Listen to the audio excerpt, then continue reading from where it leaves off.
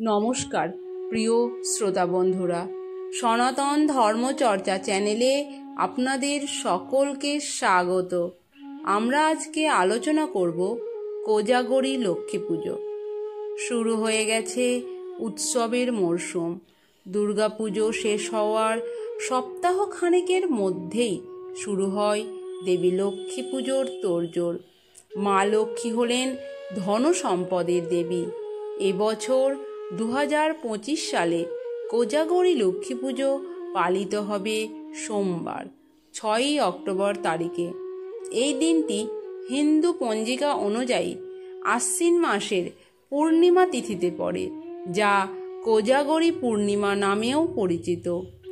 এই শুভ দিনে ভক্তরা মা লক্ষ্মীর আরাধনা করেন এবং বিশ্বাস করা হয় যে সারা রাত জেগে দেবীর উপাসনা করেন তাদের ওপর দেবী লক্ষ্মী তার আশীর্বাদ বর্ষণ করেন। এখন প্রশ্ন হলো, এই লক্ষ্মী পুজোকে কোজাগরী লক্ষ্মী কেন বলা হয়? তাছাড়া কোজাগরী শব্দের অর্থ কী এবং কেনই বা রাতে হয় এই পুজো? তাহলে চলুন প্রিয় শ্রোতা বন্ধুরা, জেনে নেওয়া যাক। বাংলায় এই কোজাগরী শব্দের উৎপত্তি কোজাগতি থেকে। এর আক্ষরিক অর্থ কে জেগে আছো। হিন্দু শাস্ত্রে কথিত আছে যে ধনসম্পত্তি, সুস্বাস্থ্যের ও সুখ সমৃদ্ধির দেবী মা লক্ষ্মী আশ্বিনের শেষ পূর্ণিমায় স্বর্গ থেকে মর্তে নেমে আসেন এবং বাড়ি বাড়ি গিয়ে প্রত্যেক মানুষকে আশীর্বাদ করেন তিনি। কিন্তু যার বাড়ির দরজা বন্ধ থাকে তার ঘরে প্রবেশ করেন না মা লক্ষ্মী, ফিরে আসেন সেখান থেকে। তাই লক্ষ্মী পুজোর রাত জেগে কাটানোর রীতি চলে আসছে বহু যুগ ধরে।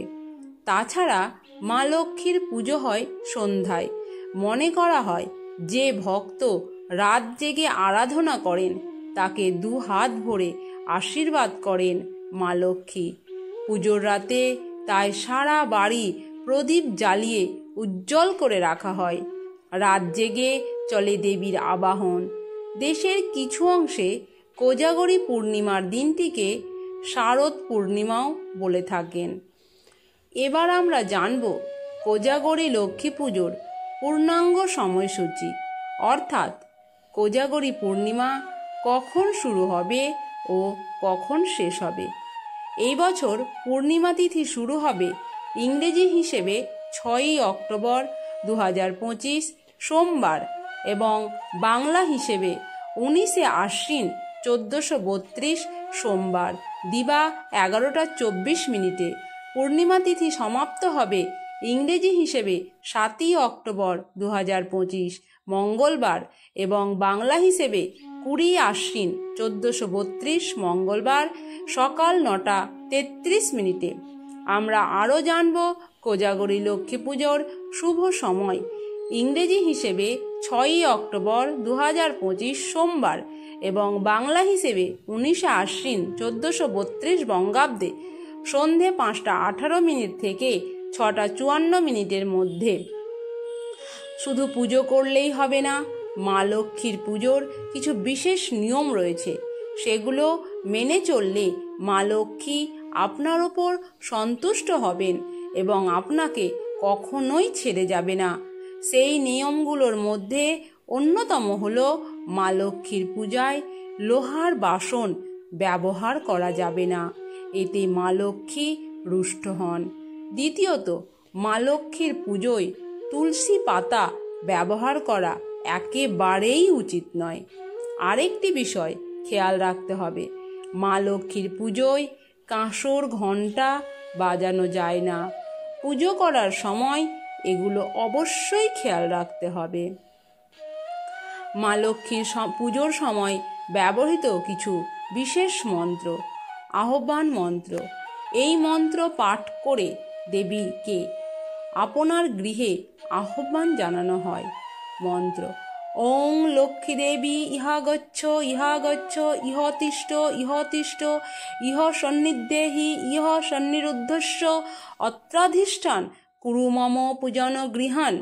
বাংলায় এর অর্থ হলো, এসো মা লক্ষ্মী, বসো মা লক্ষ্মী, যতক্ষণ তোমার পুজো করি ততক্ষণ তুমি আমার ঘরে স্থির হয়ে বসে থাকো মা।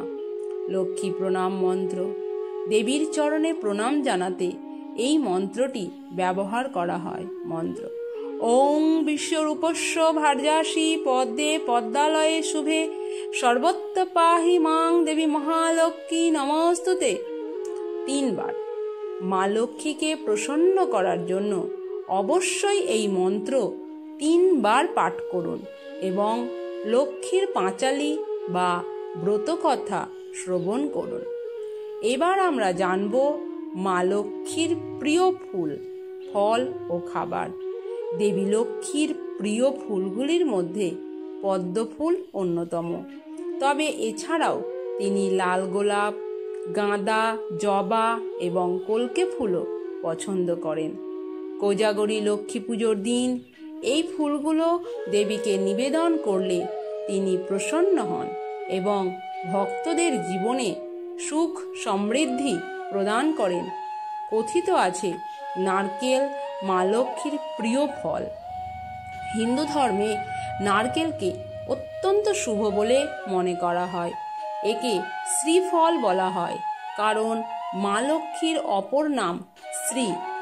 প্রসাদ হিসেবে মা লক্ষ্মীকে নারকেলের নাড়ু, কাঁচা নারকেল অর্পণ করা হয়।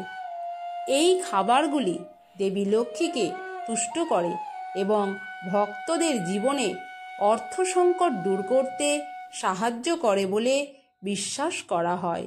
নমস্কার প্রিয় শ্রোতা বন্ধু।